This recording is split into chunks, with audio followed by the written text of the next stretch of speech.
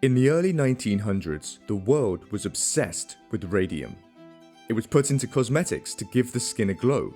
Radium solutions were sold as medicines. The natural spa in Bath in England proudly advertised themselves as the only natural hot radium springs in Britain, where people could go and literally bathe in radium. To us, this all seems absolutely crazy, but in the early 20th century, radium had an almost mythical reputation.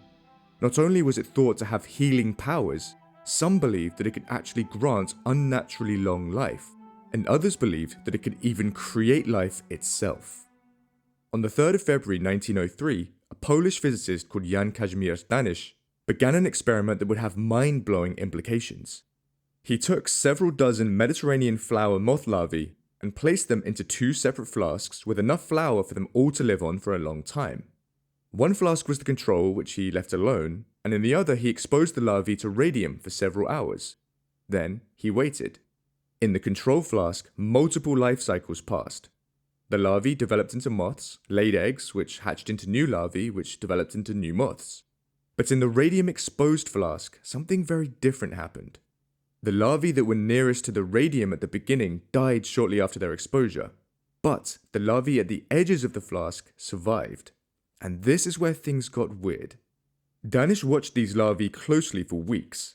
These larvae remained alive without developing into moths, while the control larvae went through 3 generations of life and death. This was unbelievable. It was described as if a young man of 21 should keep the appearance of 21 for 250 years. Had Danysz just discovered the secret to eternal youth? Could radium grant unnaturally long life? What was this magical element?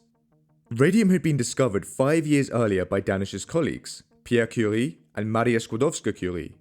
By 1902, after years of hard work, the Curies had managed to isolate a whopping 0.1 grams of radium chloride. The story of how they did this is one of my favorites, so I'll link my video about it below. Radium was unlike any element that had been isolated before.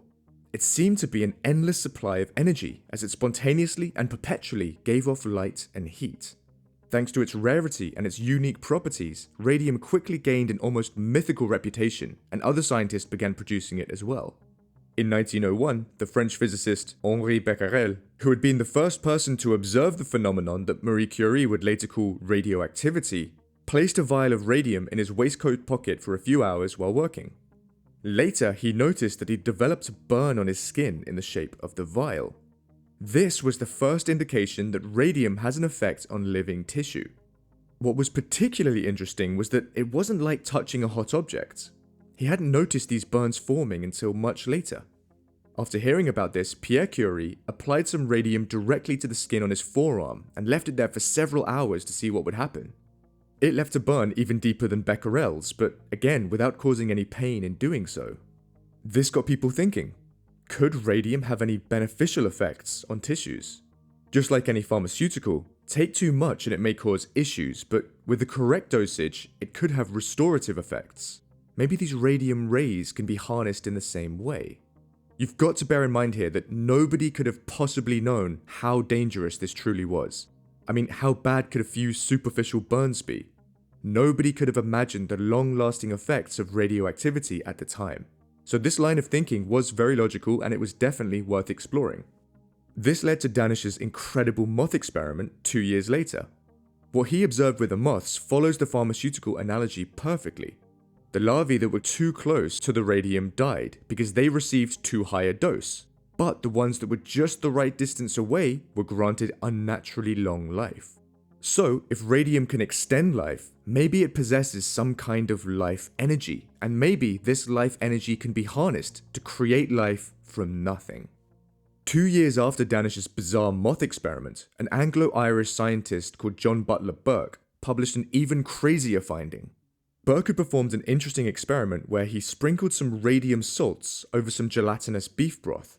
Importantly, everything had been sterilized beforehand. After a day or so, a strange culture-like growth appeared on the surface, which notably did not show up in the control experiment. Now, this shouldn't have been possible since everything had been kept in a completely sterile environment. It seemed like the radium was creating a strange form of life. Over the next several days, the growth seemed to spread downwards into the broth. When looked at under a microscope, it was clear that these strange growths appeared to look like cells. Over time, these cells grew and even replicated. However, when transferred to a fresh medium, Burke couldn't get a culture to grow like an ordinary microbe would do. They certainly weren't bacteria. He also said that they didn't behave like crystals, since the stoppage of growth at a particular stage of development is a clear indication of a continuous adjustment of internal to external relations, and thus suggests vitality. Burke named these strange radium birth structures radiobes, and he believed that these radiobes existed somewhere on the border of living and non-living. Maybe they were evidence of an ancestor to life as we know it. How amazing is that? Why didn't we follow this path further? Well, even at the time, scientists were skeptical that Burke had actually created a strange form of life as he'd suggested. The legendary Scottish chemist Sir William Ramsay, discoverer of the noble gases, published a brilliant criticism of Burke's work where he proposed a much more likely explanation. You see, scientists including Ramsay had observed that radium emits a strange radioactive gas that Ramsay called radium emanation. I actually made a separate video all about the absolutely beautiful early experiments involving radium emanation and how it was discovered to be a brand new element, so I'll link that below if you want to check it out. Ramsay, being a master of inorganic chemistry, proposed that when Burke sprinkled the tiny radium bromide crystals onto the gelatinous broth, they slowly sank below the surface and, as radium was known to do, began to decompose the water into hydrogen and oxygen. Along with the radium emanations that were being emitted, this created tiny gas bubbles in the gelatin. The radium emanations would then cause the protein in the broth to coagulate around the edges of the gas bubbles, creating a thin skin around the bubble. This is something else that radium emanations were known to do. The radium emanation could eventually diffuse through this skin, leaking out to form additional bubbles, giving the effect of multiplying cells. Now, to me, that sounds extremely logical, but I'd love to hear what you think in the comments below. Guys, just really quickly before we move on, I have an exciting announcement to make. I finally have an official Chemistorian store, and to celebrate, I'm having a launch sale for the next 7 days. Head over to chemistorian.dashery.com to check out merch such as this really cool radium t-shirt. It took a lot of back and forth between me and the designer to get something I was happy with, but just look at how cool this is. I wanted to have a grungy rock and roll band t-shirt with a Chemistorian twist, and I'm really happy with how it turned out. I also made a design myself. This one is for you science nerds out there. It's inspired by my History of the Atom video, and it shows the evolution of the atom, starting with Dalton's solid sphere model, then Thomson's plum pudding model, Rutherford's nuclear model, Bohr's quantum shell model, and finally Schrödinger's electron cloud model. Both of these designs are available on all kinds of merch, including t-shirts, hoodies, mugs, wall art, and more. So if you've been looking for a way to support the channel, now's the perfect time to get yourself some Chemistorian gear. Okay, back to the video.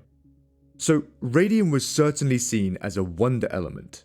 The English physician Dawson Turner, who was an early pioneer of using X-rays in medicine, was naturally drawn towards the strange rays being given off of radium. If they could cause burns, maybe there was a way to harness them to target damaged tissues. After a lot of experimenting with his patients, in 1911 he published the first ever manual on using radium in medicine. Now, I could make an entire video about the stuff in this book, so let me know in the comments if you want to see that, but I'll just give you some highlights for now. This 76-year-old man had been suffering from an ulcer in his eyelid for 23 years. Turner treated him by covering the patient's eye with a piece of lead and holding a small vial containing 10 milligrams of radium bromide against the ulcer for a total of 14.5 hours across multiple sessions. 2 months later, the ulcer was gone. This 24-year-old woman had a large port wine stain on her face, which Turner treated by holding 10 milligrams of radium bromide to different parts of her face for up to an hour at a time. Over several sessions, she was exposed for 55 hours in total, and a year later, parts of the discoloration had visibly disappeared. Turner used radium in similar ways to treat all kinds of conditions, from warts and birthmarks to cancer. It was working. Radium was curing people of all kinds of ailments, and thus began the radium craze of the early 20th century. By this time, the radium industry had grown to the point where manufacturers and companies popped up everywhere, advertising radium-based cosmetics, spas where you could go and bathe in radium waters, and radium medicines that cured all sorts of ailments. The American golfer Eben Byers drank hundreds of bottles of the stuff over the span of a few years to heal some chronic pain. On top of this, the United States Radium Corporation, or USRC, developed radium-based glow-in-the-dark paint, which they called Undark, which worked by mixing radium with zinc sulfide, a compound that glows in the presence of radioactivity. The paint was applied to things like watches and compasses. By the early 1920s, companies like the USRC had started to notice that people who worked closely with radium seemed to get injurious effects. So they kitted out their chemists with lead screens, tongs, and masks to reduce their exposure. Nonetheless, the women that they hired to apply the radium-containing paint to the watch dials weren't told about the dangers. In fact, they were taught to regularly put the brush between their lips to create the fine point needed to paint the small dials. Many of these women developed anemia, weak bones, and necrosis of the jaw. One of these women was Grace Fryer, who worked as a dial painter for 3 years until she got a new job as a bank teller in 1920. In 1922, her teeth began falling out, and it wasn't until 1925 when a doctor suggested that it could be related to her previous job. It took 2 more years before she was able to find a lawyer willing to take on her case, but in 1927 she filed a lawsuit. Emboldened by her fearlessness, other dial painters joined her.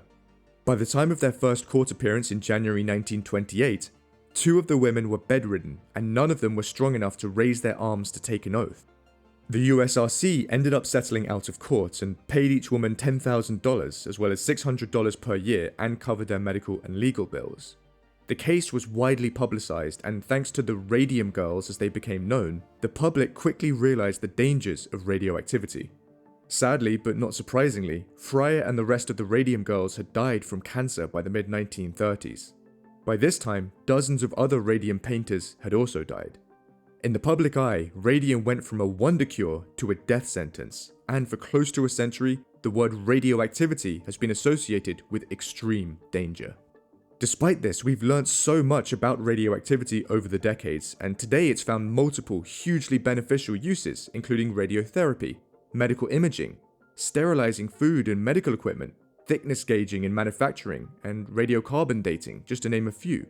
All of these amazing technologies can trace their origins back to that once mystical element, radium.